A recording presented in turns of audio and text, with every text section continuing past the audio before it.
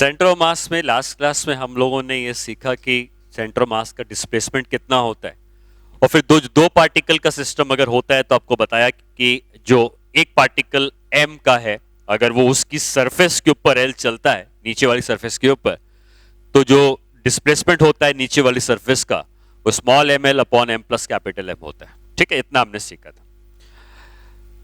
लेकिन अगर मान लो कि दो से ज्यादा मासेस होते हैं, मैं पहले दो मास का याद दिलाता हूं। अगर यहाँ पे एक मास है स्मॉल एम का और ये लेंथ है एल की, इसका मास है कैपिटल एम का, तो ये मैन अगर इसकी सरफेस पर एल चलता है, ग्राउंड से देखने में मैंने बताया था एल चलता हुआ नहीं दिखता है ग्राउंड, क्योंकि ये खुद आगे बढ़ जाता है तो मैन एल से थोड़ा कम चलता है।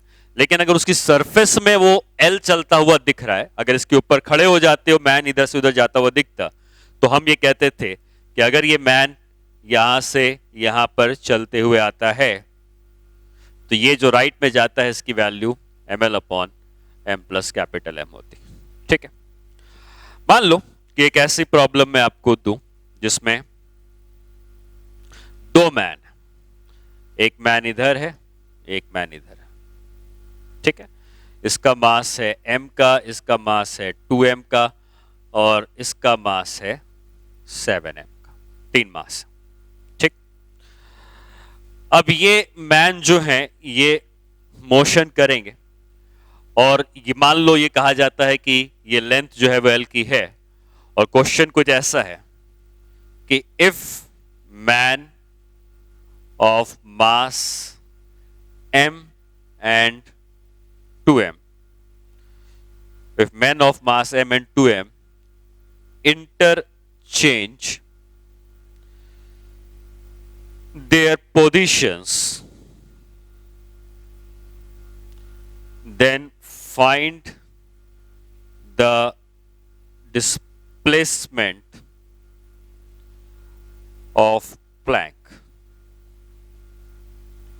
ठीक है, तो यहां पर आपको यह समझना है कि m का जो मैन है वो इधर आ जाता है और 2m का मैन जो है वो इधर आ जाता है, तो ऐसे करने पर ये प्लैंक कितना चला होगा। आपको ओवरऑल देखना है कि मास, आपको ये पता है कि मैन जिधर चलेगा प्लैंक उसका अपोजिट चलेगा, तो m का मैन अगर इधर आएगा तो प्लैंक इधर जाएगा, तो प्लैंक राइट में कितना जाएगा पहले हम ये कैलकुलेट कर ले। मान लो कि 2m का मास, ये वाला अभी पार्ट नहीं कंसीडर करते, ये 2m इधर ही खड़ा रहता है, m चलता हुआ इसके पास चला जाता है, तो m जब इसके पास जाता है तो ये सब के सब राइट में चले जाएंगे। कितने से राइट में जाएंगे? क्योंकि m का मास चलता हुआ जा रहा है तो ऊपर वही मास आता है जो चल रहा है, और कितना चल रहा है, इसकी सरफेस में l चल रहा है, तो यहां पर m का मास चलता था तो ml आता था, और नीचे आता था total mass of the system. Total mass कितना है, यहां पे m का मास चलता हुआ अभी भी l आ रहा है तो हम लिखेंगे m इंटू एल तो रहेगा ही, लेकिन नीचे जो m प्लस कैपिटल m था, क्योंकि इसमें सिर्फ दो मास थे, यहां पे m भी है, कैपिटल M भी है और 2m भी है, तो नीचे टोटल मास लिखा जाएगा m plus 2m plus 7m। ठीक है, ये बात क्लियर होनी चाहिए, डेनोमिनेटर में हमेशा total mass of the system आता है। तो जब m का मास इधर आ गया तो प्लैंक राइट में गया, कितने से गया? इतने से। अब जब 2m का मास यहां से आ जाएगा, 2m का मास यहां से आ जाएगा, तो 2m इधर जाएगा तो प्लैंक इधर आएगा, और प्लैंक अगर इधर आएगा तो प्लैंक कितना आएगा? 2m अगर चल रहा है तो 2m का मास इस एंड से इस एंड चला गया, तो ऊपर हम लिखेंगे 2m इंटू एल, जो चलता है, क्योंकि 2m चल रहा है यहां पे, तो 2m इंटू एल अपॉन नीचे क्या आएगा? नीचे अगेन टोटल मास आता है m plus 2m plus 7m, तो ये कितना हो जाएगा? ये आ जाएगा l बाई 10 और ये आ जाएगा 2l बाई 10। एक बार प्लैंक राइट में गया, फिर एक बार प्लैंक लेफ्ट में गया, तो डिस्प्लेसमेंट कितना है प्लैंक का? तो हम कह सकते हैं कि जो डिस्प्लेसमेंट है प्लैंक का, ये इन दोनों का डिफरेंस हो जाएगा। ठीक है, दिस माइनस दिस, तो 2l by 10 minus l by 10 is equal to l by 10, किस तरफ? लेफ्ट डायरेक्शन, क्योंकि लेफ्ट वाला ज्यादा है राइट से। लेकिन अगर ये दोनों जो मैन है वो एक संग नहीं आए थे, अगर पहले ये आया फिर ये आया और मैं पूछता डिस्टेंस कितना है, तो जब ये आया तो इतना चला, फिर ये इधर गया तो इतना चला।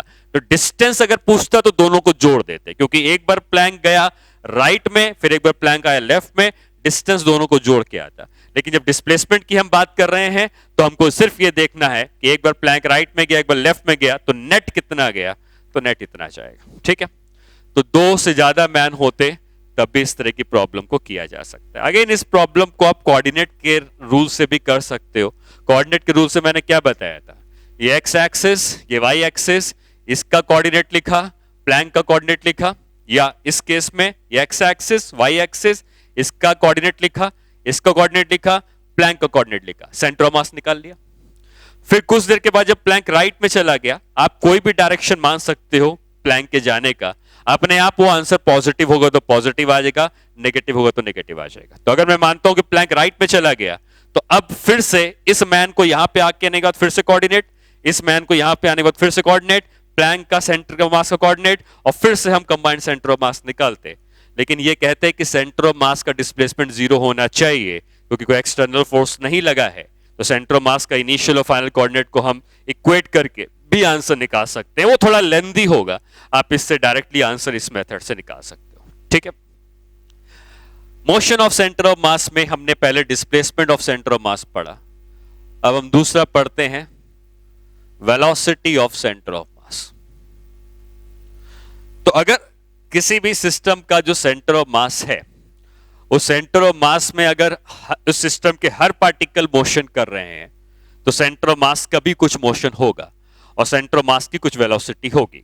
ठीक है, तो सेंटर ऑफ मास की वेलोसिटी निकालने के लिए आप ये कह सकते हो कि सेंटर ऑफ मास की वेलोसिटी हो जाएगी, m1 वाला अगर v1 की वेलोसिटी से जा रहा है, m2 वाला अगर v2 की वेलोसिटी से जा रहा है, तो इन सब की m इंटू v को जोड़ते हुए डेनोमिनेटर में टोटल मास अगर हम लिख देंगे तो हमें सेंटर ऑफ मास की वेलोसिटी आ जाएगी। ठीक, अब हो सकता है कि हमें सिर्फ वेलोसिटी का x कंपोनेंट पूछे या वेलोसिटी का y कंपोनेंट पूछे। तो वेलोसिटी का अगर हम x कंपोनेंट निकालते हैं, velocity of x component of centre of mass, ठीक है, cm, तो हम ये लिख सकते हैं m1 vx1 plus m2 vx2, again इन सब का addition divided by total mass. क्योंकि अगेन वेलोसिटी वेक्टर क्वांटिटी है, तो जो भी राइट में जाएंगे, एक्स एक्सिस में राइट में जाएंगे उनको पॉजिटिव लेंगे, जो एक्स एक्सिस में लेफ्ट में आएंगे उनको नेगेटिव लेंगे। और उसी तरीके से सेंटर मास की वेलोसिटी का y कंपोनेंट अगर निकालना होगा तो सेम तरीका है, m1 vy1 plus m2 vy2, इस तरीके से सबको जोड़कर टोटल मास से हम डिवाइड कर देंगे। ठीक है, तो ये हो जाएगा सेंटर मास की y कंपोनेंट की वेलोसिटी। अगर एक एग्जाम्पल हम इसके ऊपर करते हैं, मान लो मैं कहता हूं कि यहां पे एक 1 kg का मास है जो इस डायरेक्शन में जा रहा है 2 मीटर पर सेकेंड, एक 2 kg का मास है जो इस तरफ जा रहा है 4 मीटर पर सेकेंड, और एक 4 kg का मास है, ठीक है, 4 kg का मास है जो इस तरफ जा रहा है 6 मीटर पर second at an angle of 30 degree with horizontal. ठीक है, और आपसे पूछता है कि find the velocity of centre of mass. ठीक है, तो velocity of centre of mass में अगर मैं इसकी वेलोसिटी पूछूं तो आप लिख दोगे 2i कैप, ये मानते हैं कि x एक्सिस राइट में है और y एक्सिस ऊपर है, तो इसकी वेलोसिटी 2i कैप, इसकी वेलोसिटी 4j कैप, और इसकी वेलोसिटी के दो कंपोनेंट आ जाएंगे, ये आ जाएगा 6 cos 30 और वर्टिकल कंपोनेंट आ जाएगा 6 sin 30। ठीक है, तो अगर हम सेंटर ऑफ मास की वेलोसिटी लिखते हैं तो m1 1 इंटू v1 कितना है 2i cap, m1 v1 plus m2 कितना है 2 kg और v2 कितना है 4j कैप, ऊपर की तरफ है j कैप। ठीक, प्लस m3 4 kg और v3 के दो कंपोनेंट हैं 6 cos 30 i cap plus 6 sin 30 j cap. ठीक, डिवाइडेड बाय टोटल मास 1 + 2 + 4, 1 + 2 + 4।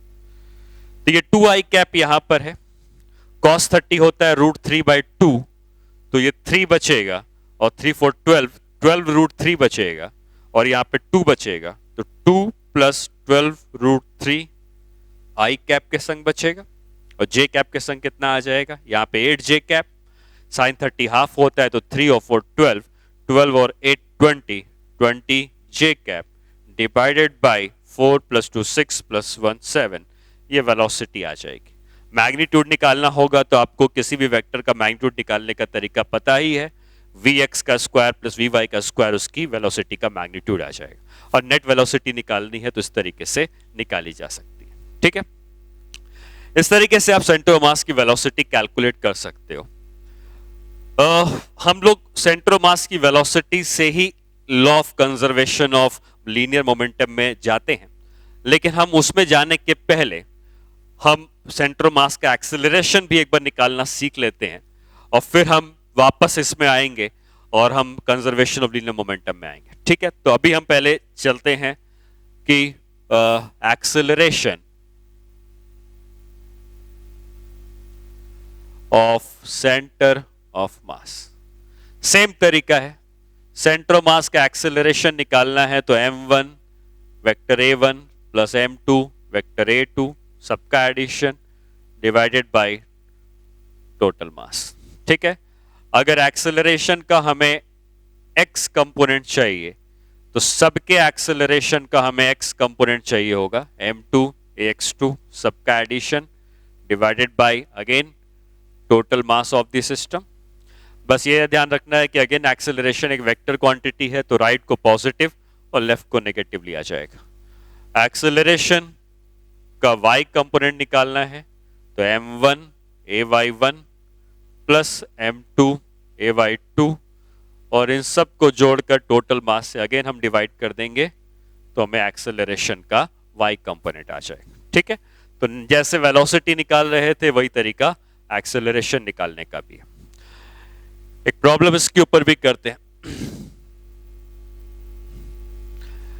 ये एक पुली है,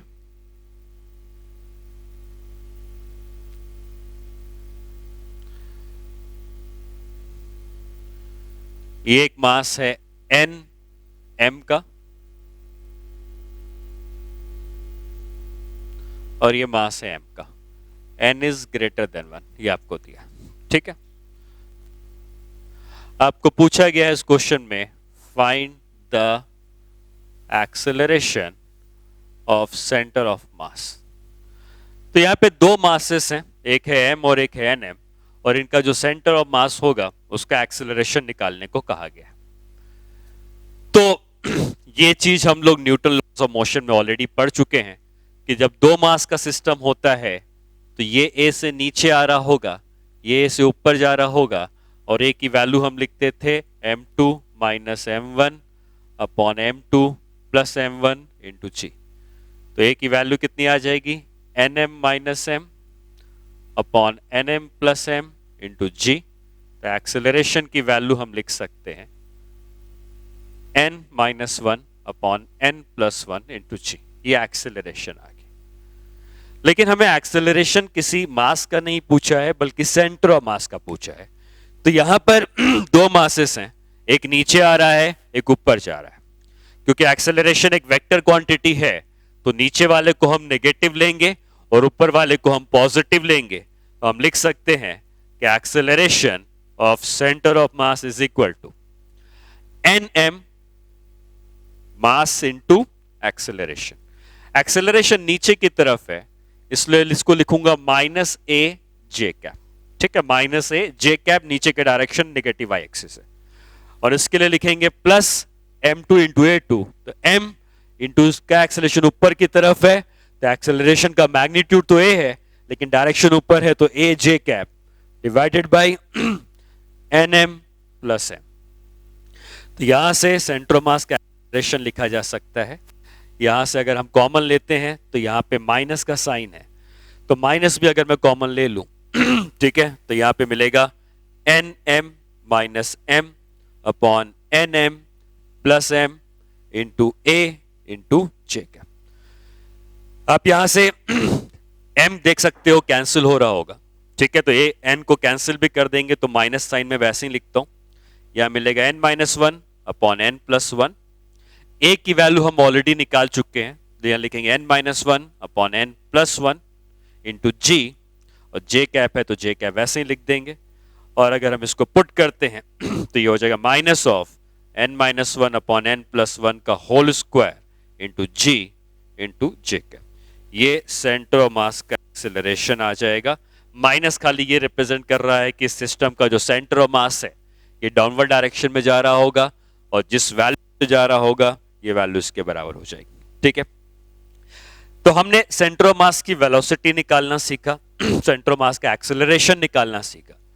लेकिन आप ये बात समझें कि अगर कोई सिस्टम ऐसा है जिसके ऊपर कोई एक्सटर्नल फोर्स नहीं लग रहा है, अगर सेंटर ऑफ मास के पास एक्सेलरेशन है, जैसा हमने एक्सेलरेशन निकाला, तो ये तभी आएगा जब सिस्टम के ऊपर कोई एक्सटर्नल फोर्स लग रहा होगा।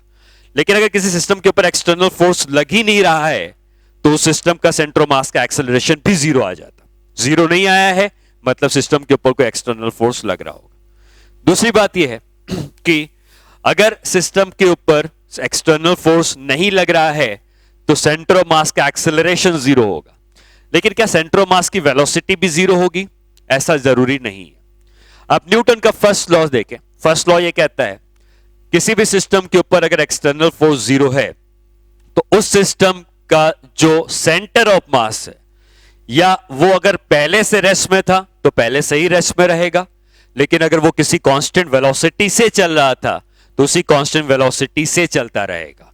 तो अब हम आते हैं नेक्स्ट पार्ट में, जहां पे हम सेंटर ऑफ मास की जो वेलोसिटी कैलकुलेट कर रहे थे उसी का यूज करके कंजर्वेशन ऑफ लीनियर मोमेंटम क्या है इसको सीखते हैं, ठीक है। तो कंजर्वेशन ऑफ लीनियर मोमेंटम, आपको पता है कि मोमेंटम मास इनटू वेलोसिटी होता है, ठीक है। लेकिन इसको कंजर्व कैसे कराते हैं इस बात को हमें समझना है। अगर हमने सेंटर ऑफ मास की वेलोसिटी कैलकुलेट करी तो ये आ गई m1v1 प्लस m2v2 प्लस सबको जोड़कर टोटल मास से हम डिवाइड कर देंगे तो ये सेंटर ऑफ मास की वेलोसिटी आ गई।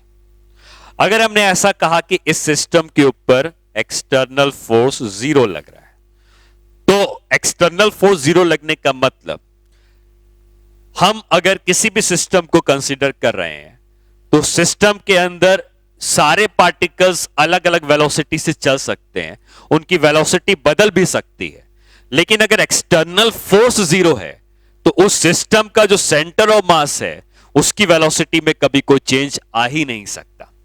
अगर centre of mass zero rest में था तो वो रेस्ट में ही रहेगा, अगर वो कांस्टेंट वेलोसिटी से चल रहा था तो कांस्टेंट वेलोसिटी से ही चलेगा।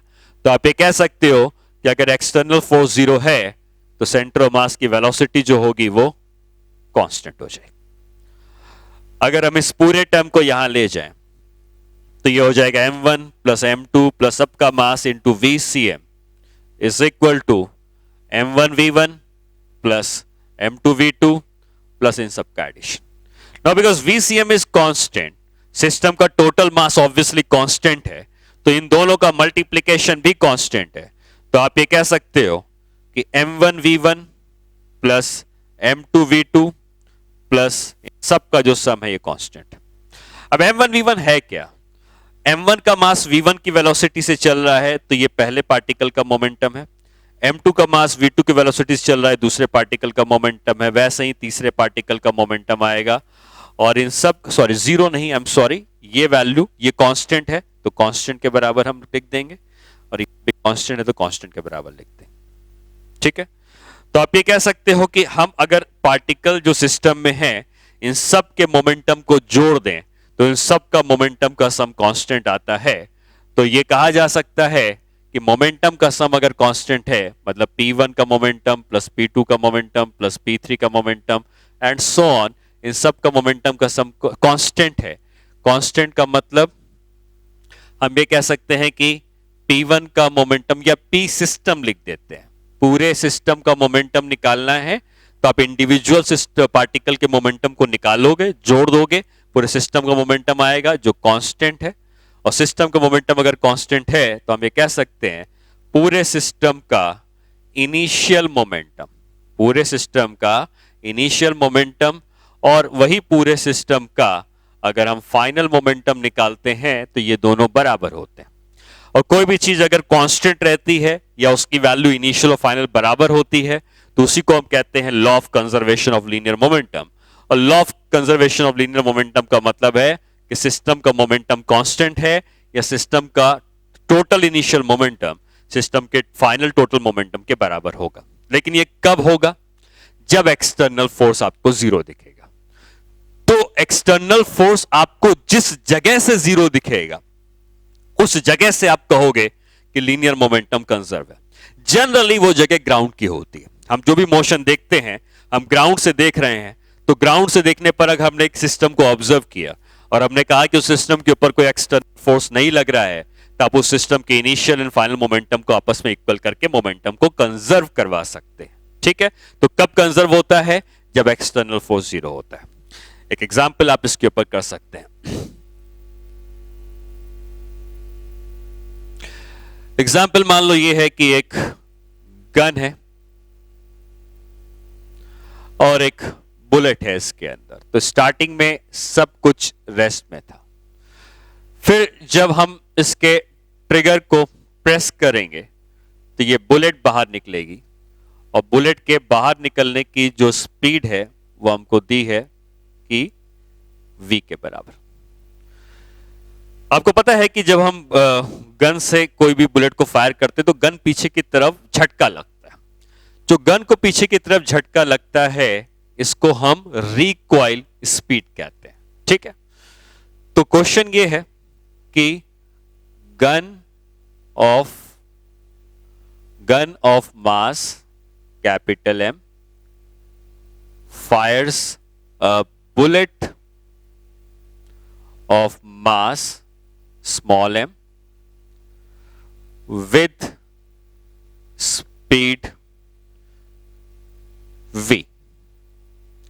Find the recoil velocity of gun. ठीक है, रिकॉइल वेलोसिटी मतलब गन को जो पीछे की तरफ झटका लगा वो किस वेलोसिटी से लगा। तो गन मान लेते हैं पीछे की तरफ v की वेलोसिटी से रिकॉइल करती है। गन का मास कैपिटल है और बुलेट का मास स्मॉल है। तो यहां पर आप ये समझें कि बुलेट एक्चुअली फायर क्यों ही, आपने ट्रिगर प्रेस किया, ठीक है, वो एक प्रोसेस है, लेकिन जब अंदर आप गन के देखेंगे तो वहां पे एक्सप्लोजन होता है। गन के अंदर यहां पे एक्सप्लोजन होता है। एक्सप्लोजन की वजह से बुलेट आगे की तरफ भागती है, गन पीछे की तरफ भागती है। ठीक है, तो यहां पर एक्सप्लोजन इस गन और बुलेट का इंटरनल पार्ट है, इंटरनल फोर्स है। कोई बाहर से आके फोर्स लाके एक्सप्लोजन नहीं कर रहा है। आप ट्रिगर प्रेस करना एक प्रोसेस है। ठीक है, एक्सप्लोजन अगर मान लेते हम एक टाइम बॉम्ब की तरफ शिफ्ट करते जो अपने आप किसी टाइम पे एक्सप्लोजन हो जाता, तो वो एक इंटरनल फोर्स है, कोई एक्सटर्नल फोर्स नहीं है। और अगर एक्सटर्नल फोर्स नहीं है तो लीनियर मोमेंटम कंजर्व होगा, और जितना लीनियर मोमेंटम इनिशियली है उतना ही लीनियर मोमेंटम फाइनली होगा। तो initial linear momentum is equal to final linear momentum. लेकिन ये सिस्टम की हम बात करते हैं, गन और बुलेट का जो कंबाइंड सिस्टम हम इसकी बात कर रहे हैं। इंडिविजुअल बुलेट के लिए हम मोमेंटम कंजर्व नहीं करा सकते हैं, क्योंकि इंडिविजुअल बुलेट की बात करेंगे तो एक्सप्लोजन बाहर से हुआ है, बुलेट के बाहर से हुआ है, तो वो एक्सटर्नल फोर्स काउंट किया जाएगा।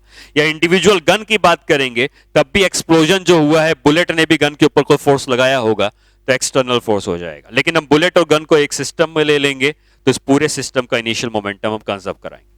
मोमेंटम एक वेक्टर क्वांटिटी है, तो डायरेक्शन का हमेशा ध्यान रखना होता है। हम लोग राइट डायरेक्शन पॉजिटिव मानते हैं, लेफ्ट डायरेक्शन नेगेटिव मानते हैं। इनिशियल मोमेंटम पूरे सिस्टम का जीरो है, क्योंकि ये सब कुछ इनिशियली रेस्ट में था। तो ना तो बुलेट के पास कुछ वेलोसिटी थी तो मोमेंटम जीरो, ना तो गन के पास कोई वेलोसिटी थी, मोमेंटम जीरो। फाइनली ये बुलेट v की स्पीड से राइट में जा रही है तो इसका मोमेंटम mv है, और पॉजिटिव इसलिए है क्योंकि राइट का डायरेक्शन पॉजिटिव होता है। लेकिन गन पीछे की तरफ जा रही है और लेफ्ट का डायरेक्शन नेगेटिव होता है, तो इसका मोमेंटम हम लिखेंगे mass into velocity, m into v, लेकिन नेगेटिव साइन के संग क्योंकि पीछे आ रहा है। ये v ही हमको निकालना था, जिसको रिकॉइल वेलोसिटी कहते हैं, और ये mv अपॉन कैपिटल M के बराबर आ जाएगी। ये रिकॉइल वेलोसिटी ऑफ गन हो जाएगी। ठीक है, तो मोमेंटम हमने कंजर्व करवाया, initial momentum is equal to final momentum, और इसमें आपको इस बात का ध्यान रखना है कि इनिशियली सब कुछ जीरो था, फाइनली बुलेट का मोमेंटम इतना है, गन का मोमेंटम इतना है। ठीक है, कितना हुआ है? नेक्स्ट प्रॉब्लम देखते हैं। नेक्स्ट क्वेश्चन में क्या है कि एक मान लो ट्रॉली है या प्लैंक है, प्लैंक की हम बात कर रहे थे तो प्लैंक ही ले लेते हैं, और ये प्लैंक एक फ्रिक्शनलेस सरफेस पे रखा हुआ है, स्मूथ सरफेस पे रखा हुआ है। यहां पे एक मैन है। ठीक, अब हमें यह पता है कि मैन अगर लेफ्ट की तरफ चलता है तो प्लैंक राइट की तरफ चलता है। ये तो हमको पता ही है, कि हमने निकाला भी था कि मैन अगर इधर आ जाता तो प्लैंक कितना चलता है। लेकिन हम यहां पे वेलोसिटी में इंटरेस्टेड हैं।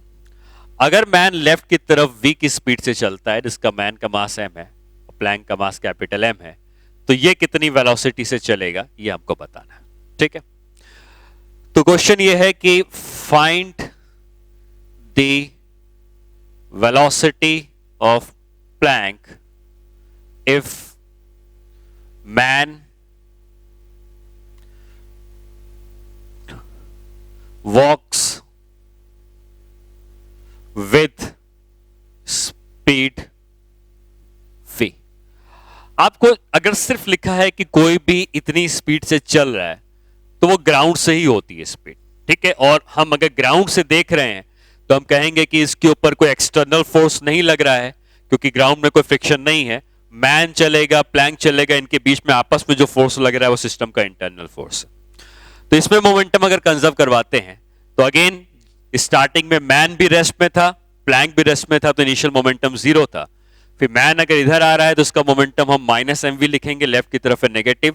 प्लैंक राइट में जा रहा है, उसका momentum M into V positive. यहां से वी की value M V upon capital M हो जाएगी। ठीक है, इस तरीके से मोमेंटम कंजर्व करवाते हैं। अच्छा, कई बार ऐसा होगा कि आपको जो वेलोसिटी है वो ग्राउंड के रेस्पेक्ट में नहीं दी होगी। अगर इनकेस वेलोसिटी ग्राउंड के रेस्पेक्ट में नहीं दी है तो आपको वेलोसिटी ग्राउंड के रेस्पेक्ट में निकालनी पड़ेगी। कैसे निकालते हैं? तो जैसे मान लो मैं ये कहता हूं कि एक ट्रॉली है जो v1 की स्पीड से चल रही है, और इसके ऊपर एक मैन था जो इस डायरेक्शन में v रिलेटिव से कूद गया या आगे बढ़ा। जब मैं v रिलेटिव लिख रहा हूं तो ये रिलेटिव वेलोसिटी इस ट्रॉली के रेस्पेक्ट में। तो अगर मैं पूछूं कि ग्राउंड के रेस्पेक्ट में मैन की स्पीड क्या होगी, तो v1 से ट्रॉली खुद जा रही थी और वो v रिलेटिव से और कूद गया, तो हम कहेंगे कि जो मैन की वेलोसिटी ग्राउंड के से देखने पर आएगी ये v1 प्लस v रिलेटिव आएगी। कहां से देखने पर? ये वेलोसिटी आएगी फ्रॉम ग्राउंड। तो ग्राउंड से देखने पर उसकी वेलोसिटी इतनी होगी। ठीक, वहीं अगर दूसरा केस मैं कंसीडर करूं जिसमें मान लो कि मैं ये कहता हूं कि ये ट्रॉली अगेन इस डायरेक्शन में जा रही है v1 से, लेकिन मैन पीछे की तरफ कूद गया v रिलेटिव से, उल्टा गया। तो उल्टा जाने पर क्या होगा? ये एक केस हो गया, ये दूसरा केस। अब अगर ट्रॉली आगे जा रही है और मैन पीछे कूद रहा है तो ग्राउंड से उसकी वेलोसिटी कम होती हुई दिखेगी, और अगर मैं पूछूं उसकी वेलोसिटी क्या है तो आप ये कह सकते हो कि ग्राउंड से देखने पर आप दोनों चीजें मान सकते हो। ग्राउंड से देखने पर आप उसको आगे की तरफ भी जाता हुआ मान सकते हो, पीछे की तरफ जाता मान, मैं दोनों लिख देता हूं। ग्राउंड के रेस्पेक्ट पर अगर आपको यह मानना है कि मैन राइट की तरफ जा रहा है तो आप लिखोगे इसकी राइट की तरफ वेलोसिटी है v1 माइनस v रिलेटिव।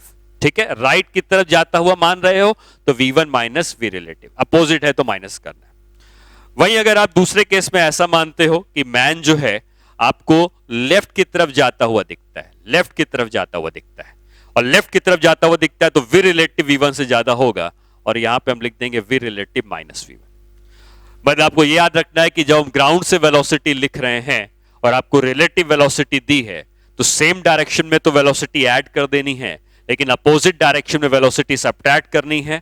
अगर आप v रिलेटिव और v1 में v1 को ज्यादा मानते हो तो v1 माइनस v रिलेटिव, और वी रिलेटिव V1 में वी रिलेटिव ज्यादा मानते हो तो we relative minus V1 left की तरफ, और अगर ये ज्यादा मानते थे तो उसको राइट की तरफ। मैं ऐसा क्यों बता रहा हूं? क्योंकि अगर हम फर्स्ट प्रॉब्लम में वापस आते हैं, ठीक है, और आपको यहां पे दिया है कि gun of mass capital M fires a bullet of mass small M with relative speed, with relative speed v, ठीक है, मैं यहां पे लिख देता हूं रिलेटिव के बाद रिलेटिव स्पीड v, रिलेटिव, ठीक है। अब यहां पे आपको ग्राउंड के रेस्पेक्ट में नहीं दी है स्पीड, गन के रेस्पेक्ट में स्पीड दी है। ये जो रिलेटिव स्पीड मैंने लिखा है इसी को हम कहते हैं मजल वेलोसिटी। कई बार आपको मजल वेलोसिटी लिखेगा। मजल वेलोसिटी का मतलब होता है velocity of bullet, sorry, velocity of bullet with respect to gun, ठीक है, ये याद रख। अब इस प्रॉब्लम में क्या है दिक्कत कि हमको जब मोमेंटम कंजर्व करवाना होता है तो हमें ग्राउंड से वेलोसिटी लिखनी होती है। तो अगर हम ऐसा मानते हैं कि ग्राउंड से बुलेट V से जा रही है और ग्राउंड से गन V से, कैपिटल V से आ रहा है, तब इसमें कोई दिक्कत नहीं होती।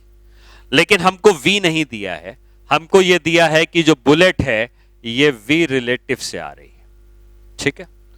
और अगर बुलेट V रिलेटिव से आ रही है तो मैं अगर ये पूछता कि बुलेट की वेलोसिटी ग्राउंड से देखने पर क्या होती, इसकी तो ग्राउंड से यही है, लेकिन बुलेट की वेलोसिटी ग्राउंड से देखने पर क्या होती, तो आप ये कहते हैं कि बुलेट V रिलेटिव से इधर जा रही है, गन कैपिटल V से इधर आ रहा है, तो ये दोनों अगर अपोजिट हैं तो बुलेट अगर हमें राइट में जाती हुई दिखती है तो ये V relative minus capital V से होना चाहिए। अपोजिट मतलब घटा देना। तो ये V रिलेटिव से इधर जा रहा था, बुलेट गन V से पीछे आ रही है, तो अगर हम ग्राउंड से वेलोसिटी निकालेंगे तो अपोजिट है तो सब्ट्रैक्ट कर देंगे। अगर हम मानते हैं बुलेट राइट में जा रही है तो V relative minus capital V कर देंगे। अब मोमेंटम कंजर्व करवाएंगे जैसे पहले करवाते थे। अब हम लिखेंगे कि स्टार्टिंग में तो सब रुके थे तो इनिशियल मोमेंटम 0 था, लेकिन अब फाइनल मोमेंटम में बुलेट का मोमेंटम कितना है, बुलेट का मास है m और ग्राउंड से ही वेलोसिटी लिखी जाएगी, तो बुलेट का मोमेंटम है m times of v relative minus capital v, ठीक। गन पीछे की तरफ जा रही है तो उसका मोमेंटम कितना है, m into capital v। Gun की वेलोसिटी ऑब्वियसली ग्राउंड के रेस्पेक्ट में है, बुलेट के बारे में v रिलेटिव दिया था तो हम पहले ग्राउंड से निकालेंगे और फिर हम इनके बीच में मोमेंटम कंजर्व करवाएंगे। ये 0 था, इसका लेफ्ट में है तो नेगेटिव है, इसका राइट में है तो पॉजिटिव है। अब ब्रैकेट को आप ओपन कर सकते हो, ये आ जाएगा m into V relative minus m into capital v minus m into capital v। यहां पे v और v को कॉमन ले लोगे तो v की वैल्यू आ जाएगी m into V relative upon m plus capital m। ये वेलोसिटी ऑफ दी, सॉरी यहाँ पे, हाँ ठीक है, ये वेलोसिटी ऑफ दी किसकी वेलोसिटी आ गई, गन की रिकॉइल वेलोसिटी जो निकालनी थी वो इसके बराबर आ जाएगी, ठीक है। सेम प्रॉब्लम मैं इसके लिए भी पूछ सकता था कि मैन जो है ये v की स्पीड से चल रहा था, ठीक है, लेकिन अगर ये v की जगह v रिलेटिव दे देता तो आपको अगेन ये v रिलेटिव को v में कन्वर्ट करना पड़ता, ठीक है। और अगर ये v रिलेटिव दिया होता तो मैन का बारे में अगर मैं पूछता कि मैन ग्राउंड से देखने पर हमको क्या दिखता, तो आप लिखते कि v रिलेटिव से इधर जा रहा है, प्लैंक v से इधर जा रहा है, तो ये हो जाता v relative minus capital v, ठीक।